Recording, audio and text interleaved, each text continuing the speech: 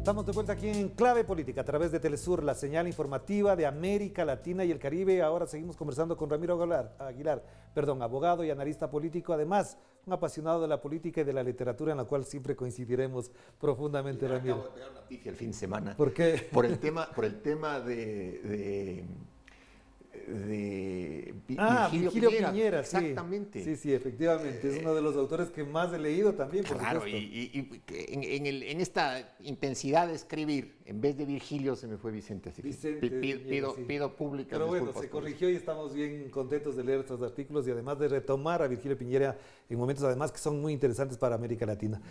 Te pregunto una cosa, en los últimos días ocurrió un cambio brusco en la corriente de análisis y pensamiento sobre la política electoral en el Ecuador, cuando el dirigente mayor de la CONAIE y casi que ya un símbolo de la protesta de octubre, Jaime Vargas, públicamente apoya a Andrés Arauz. ¿Cómo se entiende esto? Es decir, parecería que entre la Revolución Ciudadana, el movimiento indígena y los líderes mayores de la revuelta de octubre no había puntos de encuentro, puentes que podrían conectarles, y resulta que es un apoyo fuerte, simbólicamente muy potente. Simbólicamente muy potente, y yo te lo explicaría en los siguientes términos. Es decir, yo no creo que haya un conjunto de afinidades entre el movimiento indígena y la Revolución Ciudadana, pero están en la misma orilla. En la otra orilla está Guillermo Lasso y lo separa un abismo llamado Octubre. En ese abismo hay ejecuciones extrajudiciales, en ese abismo hay detenciones ilegales, en ese abismo hay lesiones, y en ese abismo hay un uso indiscriminado de la fuerza contra un sector de la población, que es lo que acaba de poner en evidencia la Comisión Especial de la Verdad, auspiciada por la Defensoría del Pueblo, quien además, acompañando el informe, presenta una denuncia por crímenes de lesa humanidad contra Moreno, contra la exministra Romo del Interior, Jarrín en defensa y la cúpula policial. Obviamente, en una elección donde tienes que tomar la decisión, hay dos candidatos en carrera, uno de los dos tiene que ser presidente.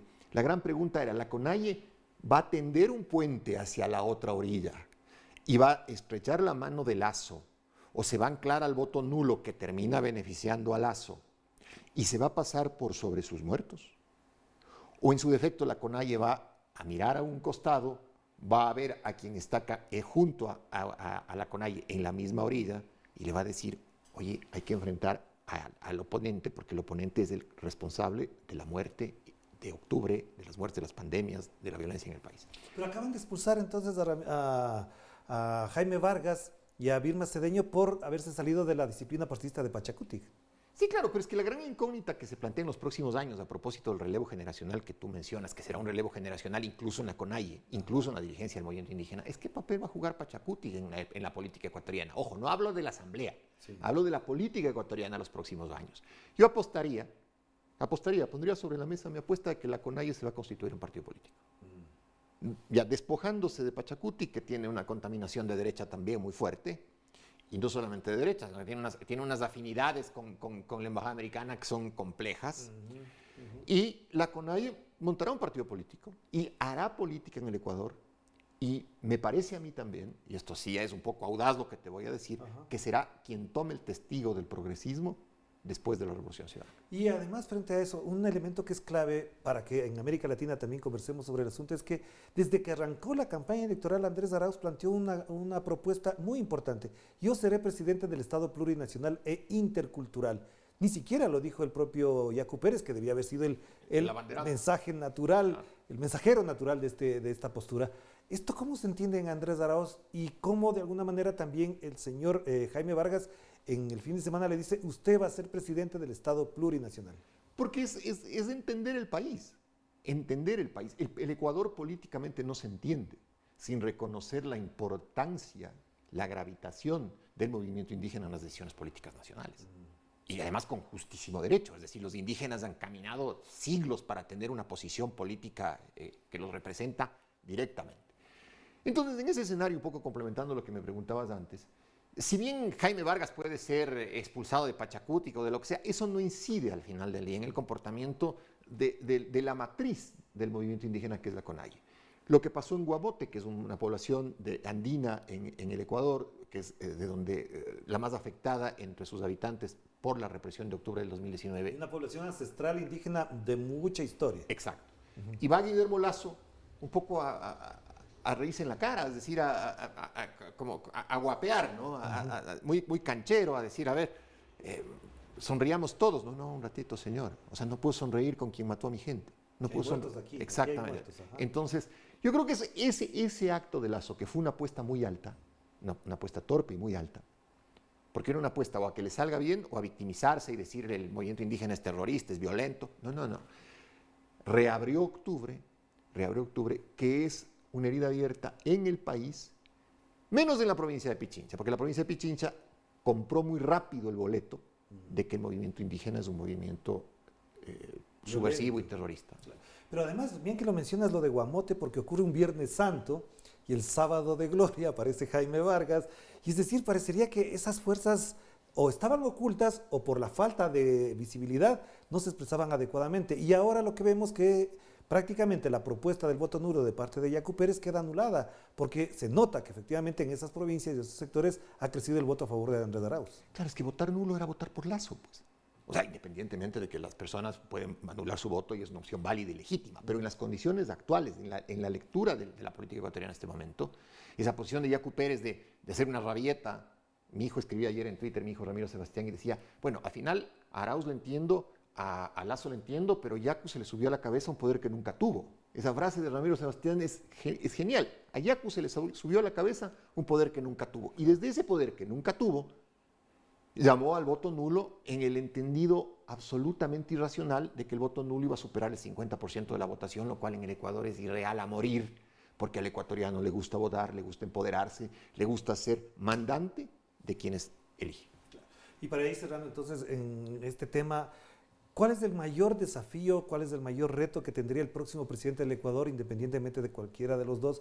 Pero fundamentalmente, si fuese Andrés Arauz, ¿crees que ese reto, ese desafío, es posible lograr en un corto tiempo?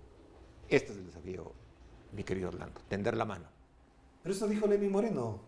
A ver, pero El una cosa... 24 de mayo del 2017, sí, de acuerdo, vengo a tender la mano. Dijo. Pero una cosa es que tú tiendas la mano a tu socio, que tiendas la mano a tu cómplice, a que tiendas la mano a tu adversario. Pero para eso tienes que reconocer quién es tu adversario. Claro. Y es obvio que en este momento el Ecuador necesita. Ha habido una campaña política muy dura que agranda la brecha que existe en el Ecuador, la grieta o como le quieras llamar, que además existe en América Latina. Pero no podemos seguir anclados a un proceso político violento, agresivo, descalificador y excluyente. El país es pequeño, el país es pobre, el país tiene pocos recursos, el país necesita urgentemente reentender la política y aprender que las diferencias políticas, que son absolutamente válidas, que existen en todo lado, no son diferencias personales. Hay que tratar de limpiar un poco el odio que está circulando por las arterias políticas del Ecuador. Pero a ver, yo te planteaba esto porque si tú me dices que el mayor desafío es tender la mano, y hay advertencias, por ejemplo, de un Yacu Pérez que dice que si no cumple con el programa se levantan y le tumban al gobierno. Y por otro lado, ya sabemos cuál ha sido el comportamiento de la derecha en los últimos tiempos, incluso con desafíos, con campañas sucias, con arremetida judicial. Es decir, ¿no crees que efectivamente en esa lógica Andrés Arauz, si fuese el presidente de la República desde el 24 de mayo, va a tener un frente muy denso y muy tenso al mismo tiempo? Pero sin duda. A ver, a Andrés Arauz le quedan dos máximas. Ganar el 11 de abril, que esa es la primera cosa, es ganar.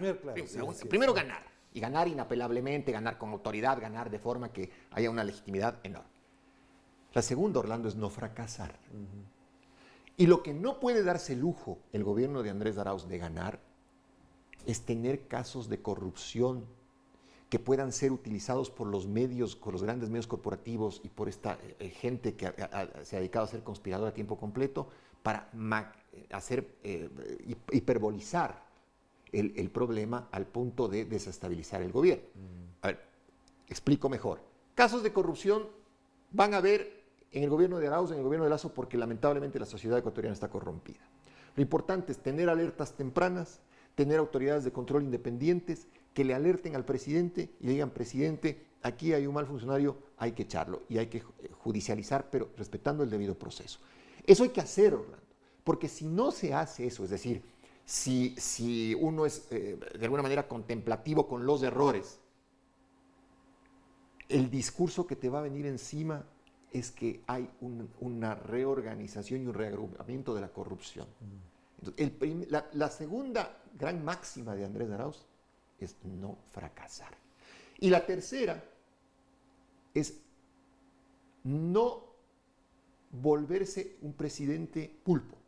Es decir, él debe tener un equipo de trabajo técnico, eficiente, quizá incluso lejano de las viejas bases correístas, porque ya han cumplido su rol, hay un relevo generacional, pero que le den respuestas al país inmediatamente, porque el 25 de mayo el pueblo ecuatoriano te va a golpear la puerta del Palacio y te va a decir, oiga, ¿y qué fue las soluciones? No va a haber esos 100 días de luna de miel que se estilan entre el nuevo gobierno y su electorado. No. La crisis es tan brutal que las respuestas hay que empezarlas a dar el 25.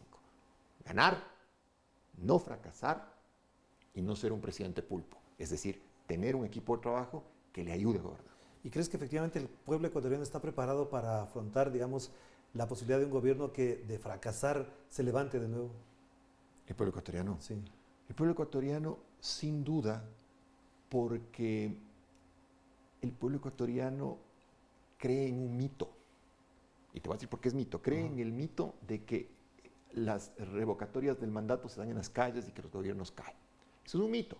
Y lo ha demostrado Moreno. ¿Por qué? Porque Moreno en un país normal no debía haber gobernado más de 6 meses por su incompetencia y por su corrupción.